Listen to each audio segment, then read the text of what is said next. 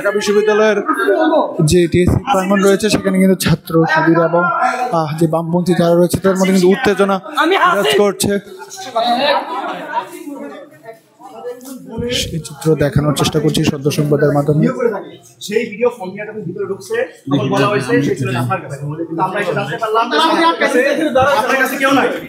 Sir এইটা যদি হয় এখানে ফরাদ ভাই আছে, কি হচ্ছে ভাই বলো তো ভাই, একটা ছেলে আমি বলি তোমাদের কনসার্ন আমরা মেনটেন করতে না না ভাই ওই কনসার্ন আমরা ছিল ওই কনসার্ন ভাই কি না এখানে রিয়াল গাড়িটা সামনে একটা ছেলে আমাদের ক্যাম্পাসে বা এখানে একটা মেয়ে ছিল। এই ভাই প্লিজ এই ফরাদ ভাই কথা বলতেছ না, সবাই মিলে ইয়া করলে একদম মবের মতো হবে। এর জন্য কি হচ্ছে এভাবে করলে তো আসলে হাসিব ভাই এখানে এই গেটটা বন্ধ করে দাও তো এখানে, এই টিএসসি গেটটা বন্ধ করে দাও। কি আছে টিএসসি একটা ছেলে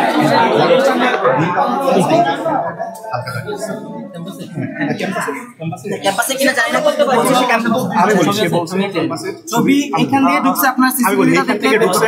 এরপরে এখানে আমাদের ইমন ছিল, ইমন বললো যে সে স্যারের কাছে আছে, তারপর ছবি পরে আমরা স্যারের কাছে যখন আসতে পারি আমাদের তো বাইরে আটকে রাখা হয়েছে, আসতে দিবেন না। আমরা যখন স্যারকে জিজ্ঞেস করি ভাই আমরা তো আসলে আমরা তো নারীদের ব্যাপার, আমার বোনের ব্যাপারে এই ক্যাম্পাসে বন্ধুদের নিরাপত্তার ব্যাপারে ভাই বন্ধুদের প্রমাণ দেন না, আপনি লোকটাকে দিয়ে দেন না ভাই। আচ্ছা ভাই কে এই লোকটাকে নিয়ে দিবেন ভাই, আমি বলি ফুটেজ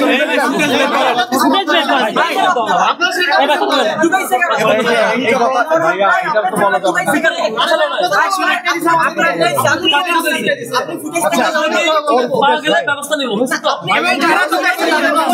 ভাই, যারা ঢুকাইছে এবং ঢুকতে দেয় নাই না না ঢুকতে দেয় না, এটা ভাই একটা কনসার্ন আমি তো বলি আমি জেনে জানি আমি একটু ঢুকতে দেয় না বলতে এখানে গ্রুপ বলা হচ্ছে যে বাংলাদেশ চালাবে, এটা একটা ভ্যালিড ঢুকতে দিবে।